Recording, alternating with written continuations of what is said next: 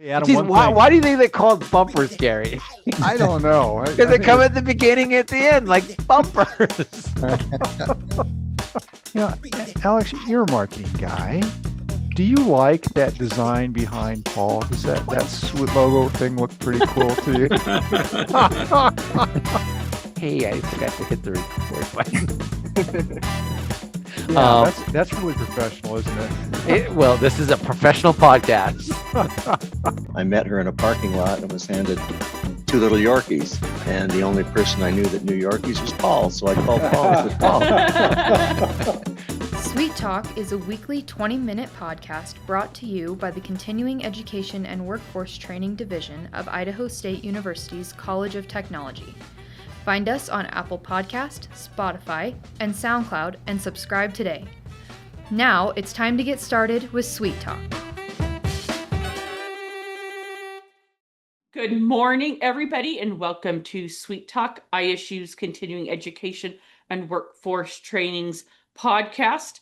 You'll notice we have an absence today. Paul is out. Joining me is our other co-host, Raylyn Price, who is the Interim Director of Continuing Education and Workforce Training. Welcome, Raylyn. How are you doing today? I'm doing fabulous. It's a beautiful Friday here in Idaho. We're enjoying this beautiful August weather, so it couldn't be better. Thank you. Thank you. It's been pretty hot here. Joining us today is Ann Swanson. We are very, very happy to have her with us. Ann is the Regional V Director for the Small Business Development Center here in southeastern Idaho. I've known her for many years in a professional and personal relationships. We're really glad to have her on. Ann, can you introduce yourself? Tell us a little bit about your background and what you do here with the Small Business Development. Yeah, glad to. Thank you for having me on. I've been the regional director here for about 10 years, I guess, in my virtual office. And that means I cover Southeast Idaho, 7 surrounding counties, and I am responsible for offering no-cost consulting and low-cost training to any small business. So we're taxpayer funded to do just that. So my days are spent with clients who have questions and issues about anything from creating a marketing plan to selling their business. We do a lot of work with people on financial management and bookkeeping. And we also have a lot of sister services that we offer. We have Apex, which helps people sell to the government. We've got an environmental consultant on our team, as well as exporting expertise, cybersecurity expertise. So it's all here for local small businesses, and our mission is to help them accelerate their growth. That's awesome. What is the service that is sought after the very most from small businesses? Yeah, I think one of our most popular services is help with bookkeeping, and that's by design in some ways, because really if your financial house is not in order, the rest of your business is not going to it's not going to last, frankly. So we have 2 QuickBooks certified professionals on staff, and that's Claudia Allen and Debbie Brower. And they focus, I wouldn't say exclusively, but primarily on helping with bookkeeping issues and financial management. So that I would describe that as one of our core and most popular services. Pretty close behind that are our buy and sell help.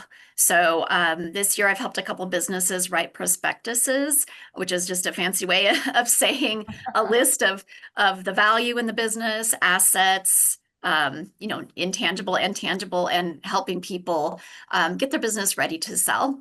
And we do the same for buyers. So that's a pretty close second. And then I think right behind that is kind of traditional business plans and financial prep for going in front of a lender. We do a lot of that too. Yeah. Very nice. Very good. Well, what a great service. Thanks. Yeah. Yeah, that you can offer. So now I do know sometimes you work really closely with Samantha Damron over at the Eastern Idaho Development Corporation. What does that relationship look like for the two of you? Yeah, it's just alphabet soup around here a lot of times. So there's the EIDC, there's the SBDC, and then there's the SBA. And I think I'll start with the Small Business Administration, and that's the federal program that helps fund us. And the SBA also, out of a different office, provides assurance to lenders, or they're become a lien holder on a percentage of loans that are made. You may hear SBA loan.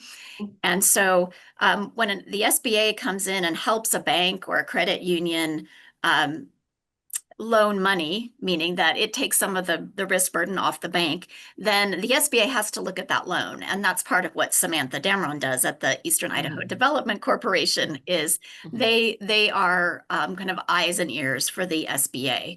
And so they help banks make those loans come through. The other thing that Samantha's office does is they house a couple of revolving loan funds, and those are local funds. So that means that at some point somebody said, okay, we're going to put this pot of money aside, maybe $500,000, and then the EIDC, Samantha's office, can manage that money, loan it out, and then as it comes back in with interest, reloan those funds to another small business. So they do two things out of that office. They manage some community-based funds on that revolving loan fund model, and then they also help approve and vet people who are looking for loans with that SBA support under them. Yeah. That is fantastic. Thank you. I know a lot of people sometimes can get that a little bit mixed up. Yeah, that's so. I do too. I mean, I did too for you. Yeah. But it's very common, and I'm happy to help clarify that. So has this always been housed under ISU, or how did that relationship happen? Yeah, that's a great question. This program is a national and I would say quasi-international program. There's a small business development center that serves every county and every territory in the United States. And I'm still waiting for my US Virgin Islands transfer. So there are offices really all over the world that serve small businesses. So that starting with that premise, they always have to be hosted somewhere, and it's almost always an education institution, whether it's a community college or a university, like here at ISU.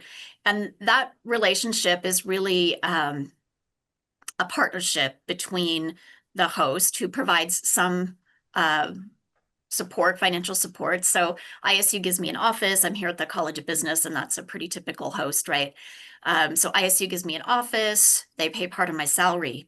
In Idaho, we're lucky because the state legislature appropriates money for our program every year as well. So they pay another, more or less a third, to support our program. And then, like I mentioned before, the SBA, the Small Business Administration, they're our federal funder, and kind of our overseer sounds a little bit harsh maybe, but no, that's who our reporting goes to. So the SBDC has to prove that we do more than just give interviews from our digital offices. So we report on how many businesses we help start, how many new employees we help a company bring on. We report on sales, annual sales growth, and then we report on any financial assistance that we help businesses get, whether it's a bank loan or whether they find investors, whatever that may be. That's how we're measured for our success rates. That's great. That's so cool. I love those partnerships. Yeah, it's a really good model, and it works very well. So I'm grateful to ISU for hosting us, and and I think we provide a lot of value back to the College of Business. I mentor the upper division management marketing class with their projects. They work with SBDC clients to provide a service for them over a semester, whether it's marketing plan or market research, operations, kind of retooling. We once worked with a dry cleaner that wanted to figure out how to clean more shirts in an hour. So a student team went out and made some really good recommendations. So we do that. We help a lot with the entrepreneurship activities here, student pitch competitions. And we also produce the Women's Business Symposium every year. And so that's a partnership as well with the College of Business. We run a pitch competition for young women entrepreneurs through that event. Oh, that's Um, so, Anne, let's say a small business or someone who had an idea for a small business or whatnot wanted to utilize your services. What would that cost them? Zero. It's already been paid for. Mhm. It's all taxpayer funded. Yeah. Is So it there never usually costs a anything. wait list to get in? No, usually we can get people in within 2 weeks. That's our goal. Okay. Yeah, and we can meet virtually or we can meet in person in our offices, whatever's easier. A lot of our rural clients meet virtually. Mm-hmm. Now, is there a story you can tell us, a success story, even if you need to redact a little bit of information that really sticks out to you with some small business that you've helped? Oh, yes, I'll tell you one of my favorites. And some of our clients give us permission to talk about them publicly, and this client has. Otherwise, we do keep everything confidential. So Maple Grove Hot Springs actually was a client when I started back in 2012 with the organization. And my boss and I, it's Maple Grove is a beautiful place. It's down by Thatcher, Idaho, which is just outside of Grace, which is just outside of Soda. So it's a very rural business. And at the time, we went to visit, and it was kind of run down, honestly. There was like big coffee cans full of cigarette butts next to the pools, and it was It was a rustic. little. It was rustic and it had a reputation for, a lot of partying, and the sheriff was always showing up, and the client we went down to see was a no-show. So, I mean, the owner didn't even show up for us for our appointment. So fast forward about 6 years, in 2018, I got a call from Maple Grove, and it had been purchased by a new person. His name is Jordan Menzel. He's out of Salt Lake, but he called us because he needed help understanding lodging taxes and getting all of his filings done with the state so he could start renovating the property. And we went down to look at the renovations. It was beautifully night and day. They completely redid the pools. They added yurts. They added a big community space there. They completely re-landscaped things, new signs, new campground, new dry xeriscaping, right? And then over the last, that was about 2018. So that's about 6 or 7 years now. Over that time, they've worked with the SBDC to help secure expansion grants, or not grants, I should say loans.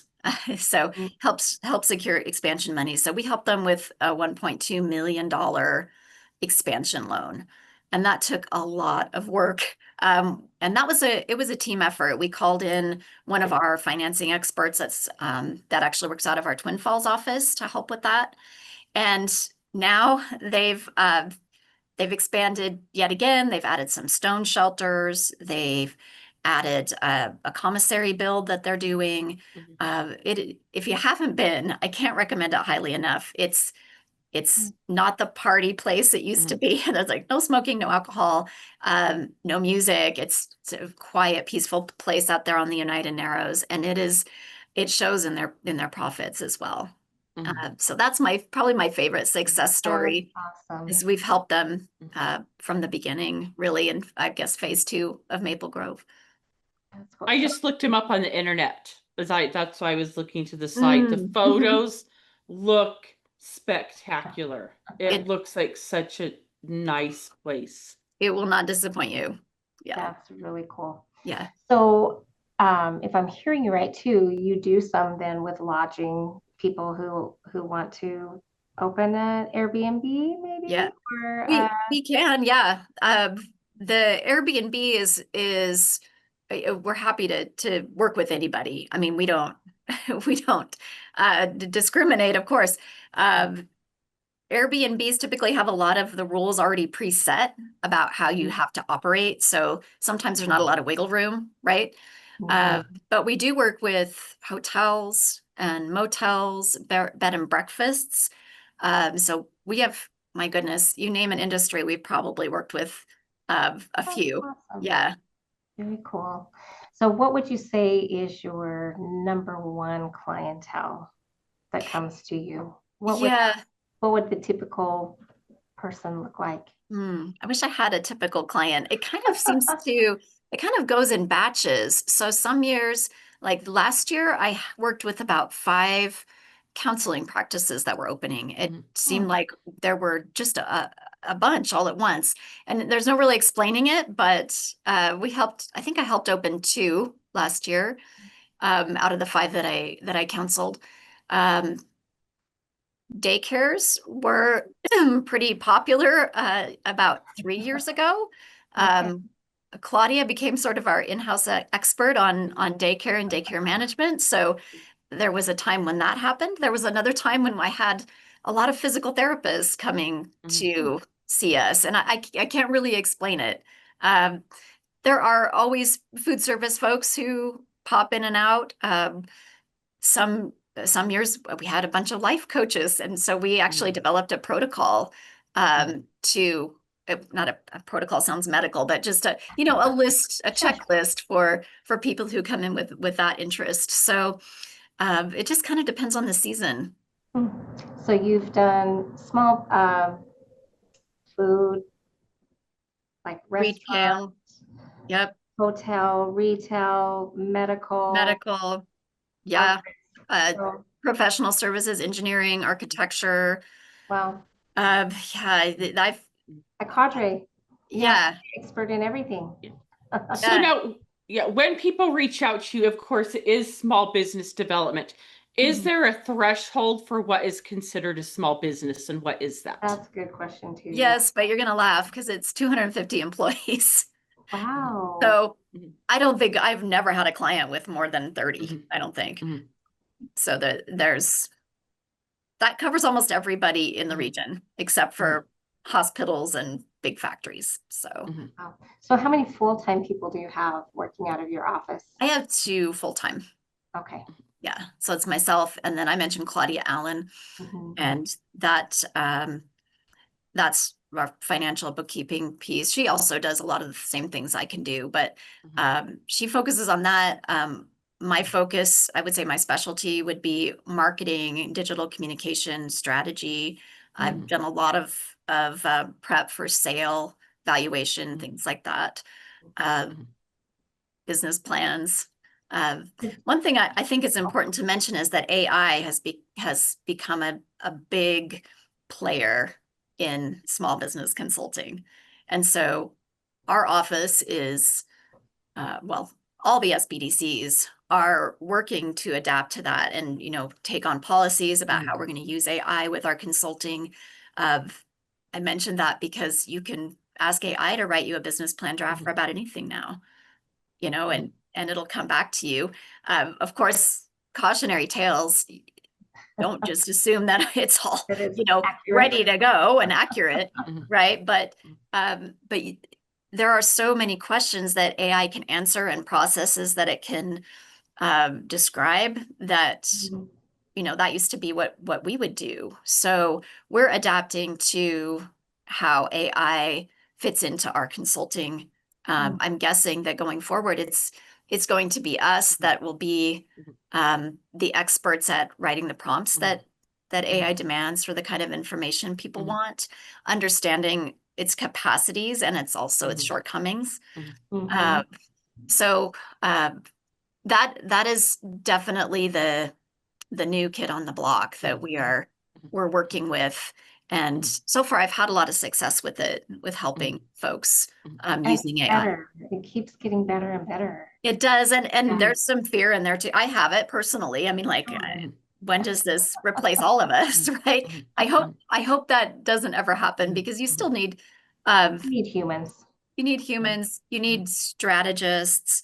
You need contextualization for information. I mean, you can't get perfect market data for Pocatello. You just can't.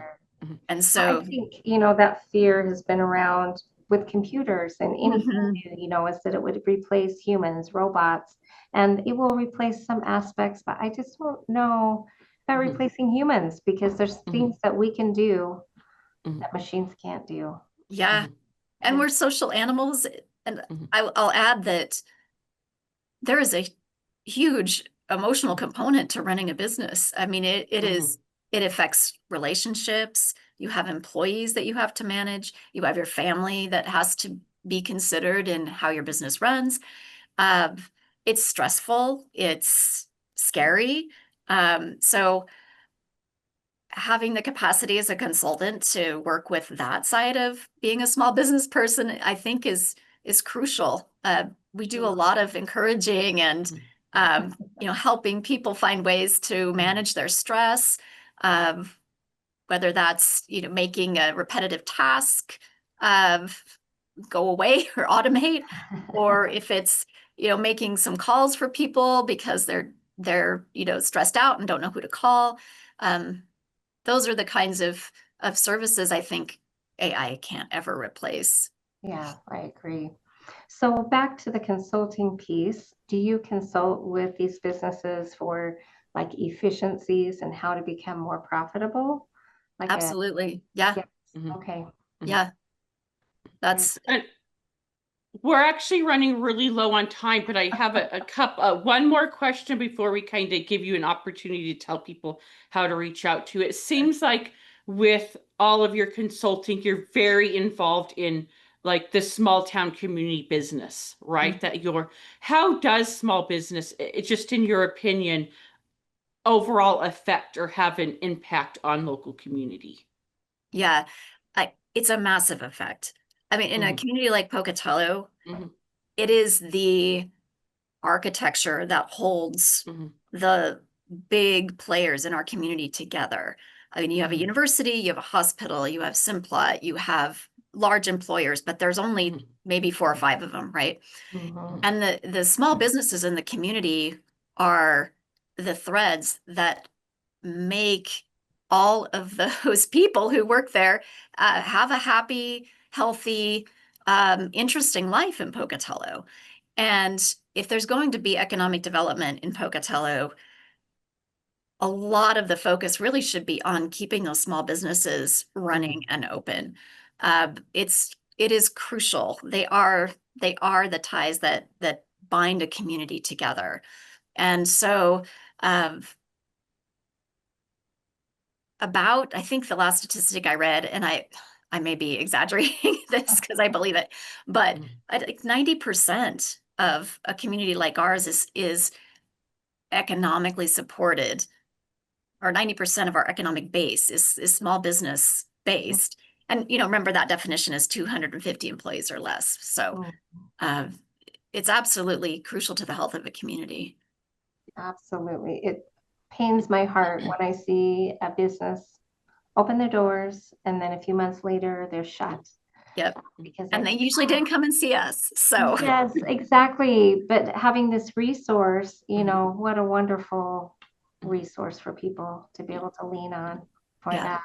So, yeah. So as we close out, Anne, can you take a minute to tell people if they are looking for your service, if they need help or they think they may need help, how do they reach out to you?